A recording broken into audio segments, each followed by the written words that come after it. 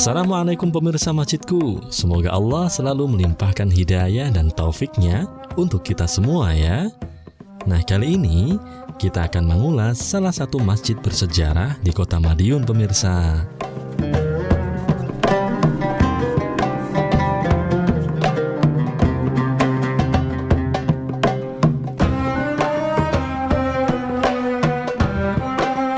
Namun, sebelum itu, kita kenalan dulu ya dengan kota yang satu ini. Kota Madiun berbeda loh ya dengan Kabupaten Madiun. Kota ini terletak di 160 km sebelah barat kota Surabaya dan 111 km sebelah timur kota Surakarta. Di sebelah selatan dan timur wilayah kota Madiun, hampir seluruhnya berbatasan dengan Kabupaten Madiun. Adapun di sebelah barat kota Madiun berbatasan dengan Kabupaten Magetan. Kota Madiun yang dikenal sebagai kota pecel dan kota pendekar ini memiliki moto bangkit yang merupakan singkatan dari bersih, aman, nyaman, gagah, kuat, indah, dan tentram.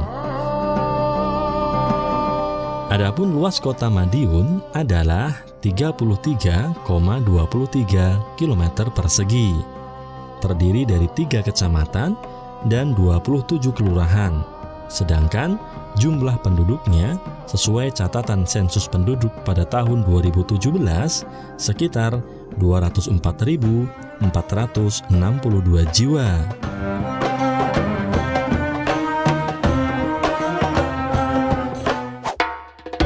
Pemirsa, sejarah mencatat bahwa awal mula pemerintahan Madiun berada di Sogaten, yang dahulu bernama Purabaya.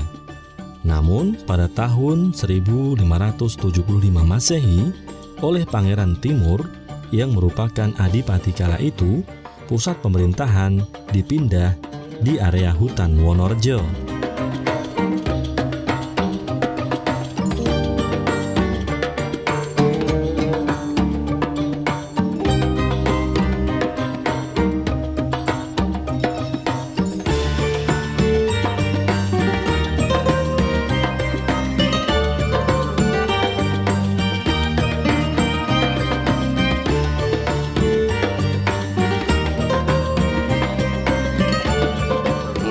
Melarikan diri ke timur memang menemui Ki Reksogati, Sogaten sana.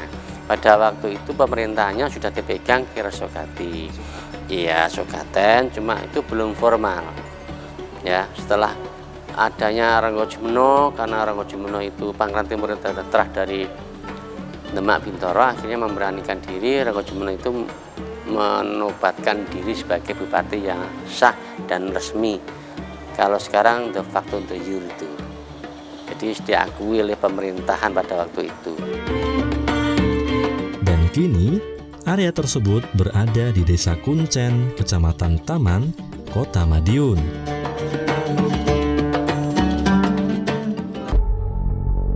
Perubahan nama Purabaya menjadi Madiun tak lepas dari sejarah panjang peperangan antara Purabaya dan Mataram yang kala itu berpusat di Yogyakarta.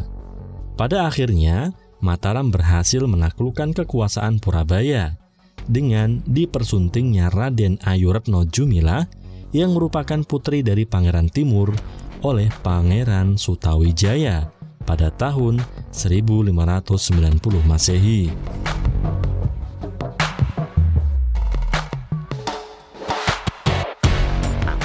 Adapun pada waktu itu juga karena dari Kesultanan di Jogja sana itu ingin merebut Madiun menjadi salah satu bawahan daripada kerajaan Mataram, yaitu ada Panembahan Senopati, salah satu utusan Senopati dari kerajaan Mataram untuk bisa menaklukkan Kadipaten Madiun ini untuk menjadi bawahannya. Sebenarnya pada waktu itu Retno Jumilah, salah seorang putri daripada yang Panembahan Grebug, Ranggojumeno itu diutus untuk menjadi salah seorang senopati untuk mendegani perebutan kekuasaan peperangan dengan wilayah Mataram. Sebenarnya untuk masalah katakan kasekten, kadigdayan itu Madiun tidak kalah, karena daripada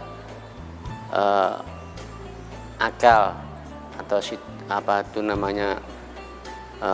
siasat peperangan, karena adu harap kalah sehingga mencari jalan lain supaya Madiun ini bisa ditaklukkan. Setelah itu mencari cara, karena di sini sinopatnya putri, di sana putra, sehingga mengambil cara bagaimana supaya Rena Dumilah itu dirayu supaya bisa sageta dadi garwa saking Panembahan Senopati. Nah, kejadian itu sebenarnya tidak diharapkan oleh Adipati Madiun Ranggojumeno, karena bagaimanapun juga seorang terah keturunan daripada Ranggojumeno diharapkan ya pilih tanding dan bisa unggul ing ayudha, menang perang. Sehingga karena dirayu mau, Ranggojumeno mau dinikahi, otomatis karena sudah dinikahi otomatis ya kalah otomatis.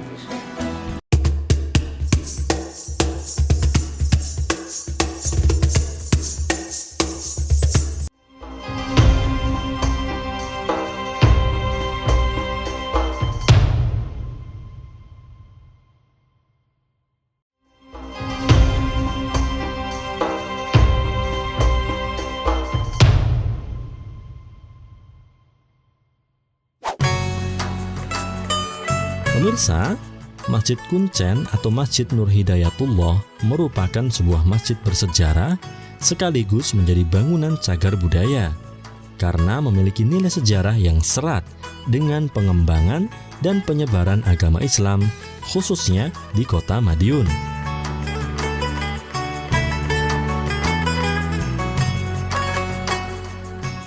Sejarah berdirinya Masjid Kuncen yang merupakan masjid tertua di kota Madiun ini tidak dapat dipisahkan dengan Kesultanan Demak kala itu.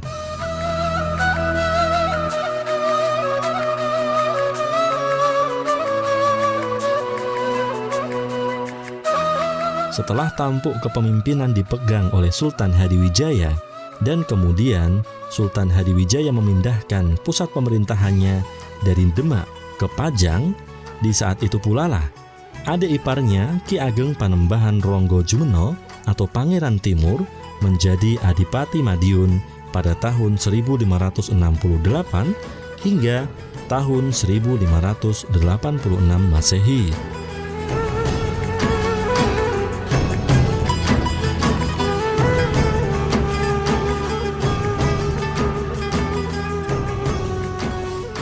Memproklamirkan bahwa di sini ada sebuah kabupaten baru yang namanya pada waktu Purboyo di tanggal 18 Juli 1568. Kira-kira berdirinya masjid ini juga tidak jauh daripada tahun itu.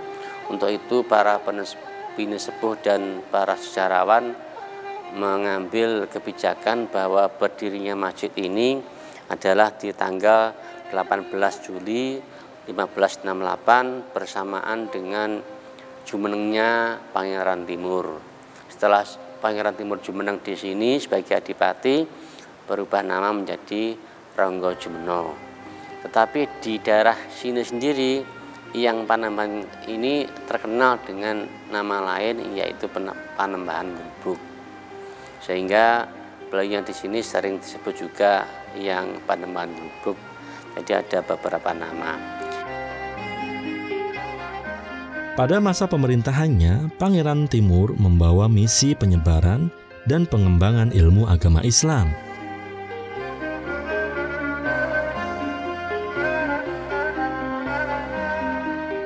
Dalam rangka apa? Di dalam rangka menyiarkan agama Islam, karena secara kebetulan Pangeran Timur itu adalah putra dari Sultan Trenggono, cucu dari Raden Patah, dan buyut dari Sunan Ampel. Tokoh pertama yang ditugasi untuk menjaga sekaligus menjadi guru di Masjid Kuncen ini adalah Kiai Grubuk.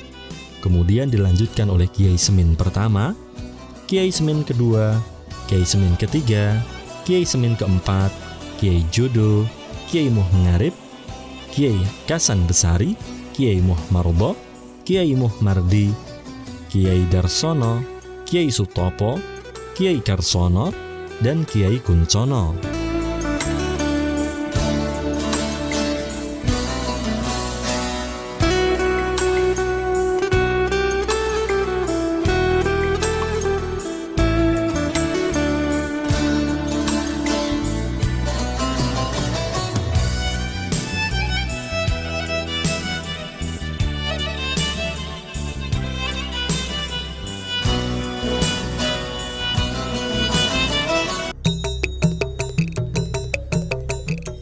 Pemirsa, jika kita melihat bangunan-bangunan masjid yang dibangun pada abad 15 dan 16 yang merupakan masa-masa peralihan, pasti memiliki ciri khas tersendiri. Biasanya, masjid dibangun menyerupai candi karena pengaruh arsitektur Hindu dan Buddha.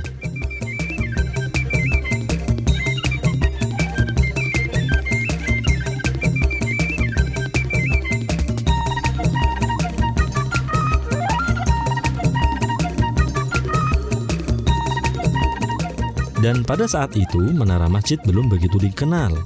Sebagai gantinya, dibuatlah beduk yang terpengaruh dari ciri khas arsitektur Cina, di mana diletakkan tergantung di serambi-serambi kelenteng.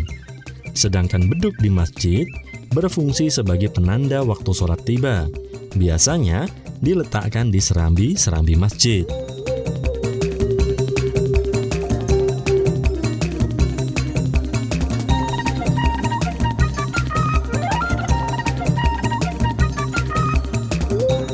Tidak ada sumber tertulis yang menunjukkan nama asli dari masjid ini, pemirsa. Masyarakat menamai dengan Masjid Kuncen karena masjid ini berada di Desa Kuncen. Hingga pada tahun 1970, masyarakat sekitar sepakat memberikan nama masjid ini dengan Masjid Nur Hidayatullah.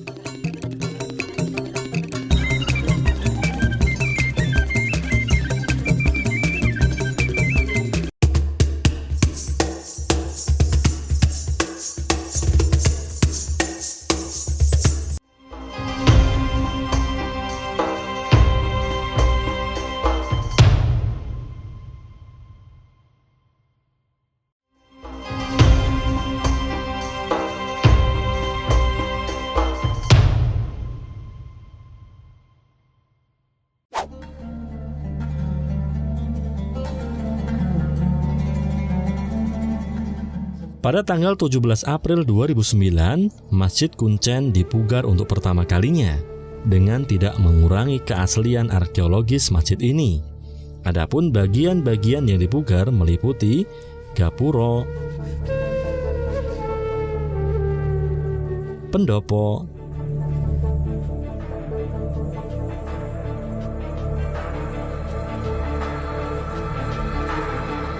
tempat wudhu, lantai yang dinaikkan kurang lebih 40 cm dan diganti marmer, tembok yang ditinggikan, rangka kayu yang dihaluskan, dan pergantian rangka kayu yang lapuk.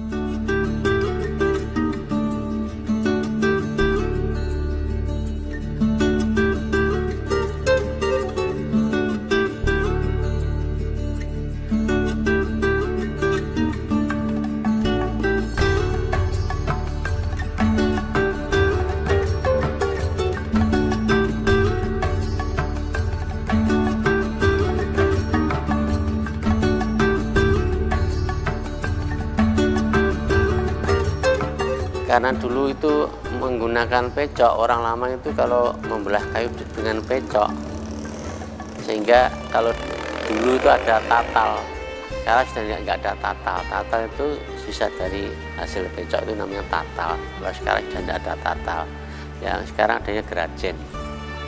Kalau dulu ada tatal sehingga menggunakan pecok untuk meratakan permukaan cagak.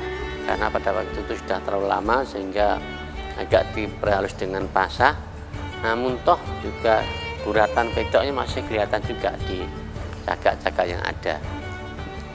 Di pintu-pintu, di cagak-cagak itu semua guratan daripada bekas pecoknya masih terlihat.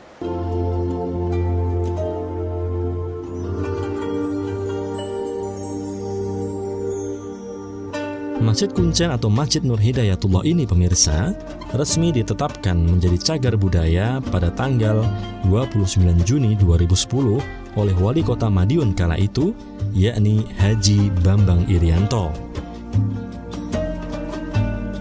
Dengan luas bangunan kurang lebih 900 meter persegi dan luas tanah keseluruhan sekitar 1.500 meter persegi.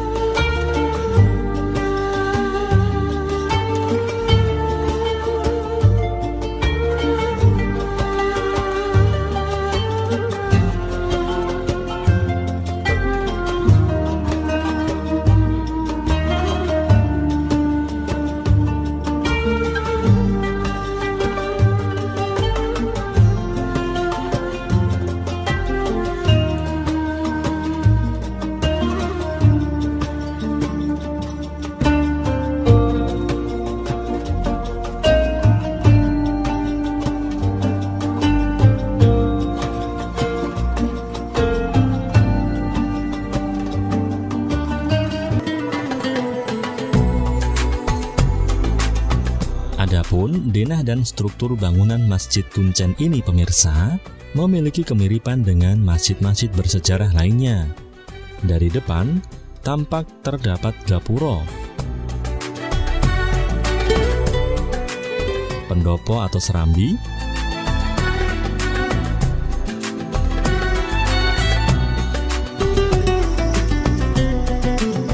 ruang utama masjid yang sebelah kanannya terdapat pawestren dan tempat pengimaman.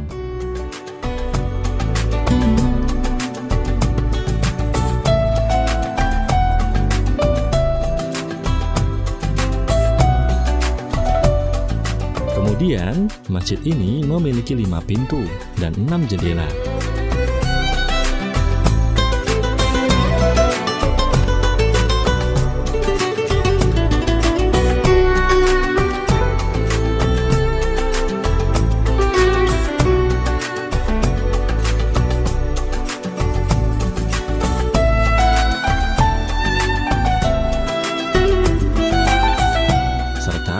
Memiliki struktur atap tumpang dengan 2 undakan.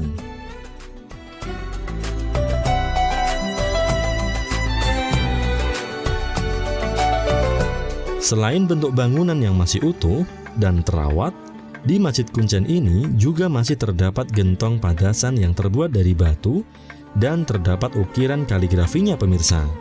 Yang satu masih utuh, namun satunya lagi sudah pecah.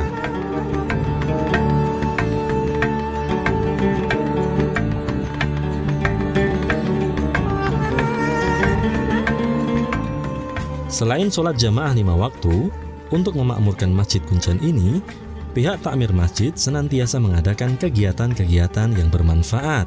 Di antaranya adalah pengajian-pengajian, baik pengajian Al-Quran, pengajian hadits, dan pengajian tematik lainnya.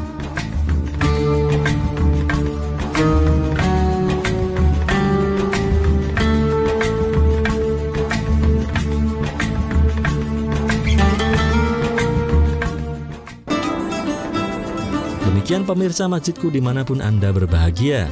Semoga informasi tentang masjid bersejarah ini dapat menambah wawasan kita berkenaan dengan sejarah awal penyebaran agama Islam di Indonesia ya.